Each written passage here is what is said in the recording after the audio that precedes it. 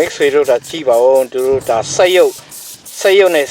စေးမှုတ်တဲ့ဟာဖြစ်မှတယ်เนาะကြည့်ရတာတော့လေဟိုလူရဲ့လက်နေထားဒီလှုပ်ရှားတဲ့ပုံပေါ်မူတည်ပြီးတော့ဒီဆက်ရုပ်ကဒီကွန်ပျူတာနဲ့ဟို AI ကိုတုံးပြီးတော့ဟိုလိုမျိုးစေးမှုတ်တာဖြစ်တယ်ပေါ့เนาะကြည့်ရတာတော့လေဒါ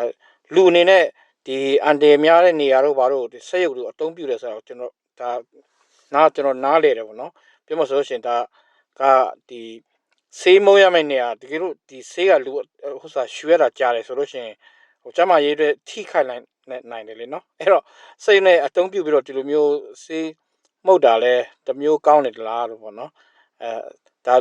လူအတွက်ကျမရေးထိခိုက်နိုင်တဲ့အရာကိုကာကွယ်ပေးတာဖြစ်သွားတာပေါ့ဒီလိုမျိုးဆိုတဲ့ခါကျတော့စိတ်ရကြတော့ဟုတ်တယ်မလားပင်မနဲ့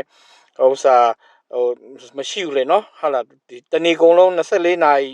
လုံးလဲလဲသူကကိစ္စမရှိဘူးဆက်မပြတ်မချင်းတော့ပို့ပြီးတော့ကောင်းတယ်လေနော်ဒါတော့ဒါလူသားတည်းရဲ့တီထွင်မှုထဲမှာဒါတော့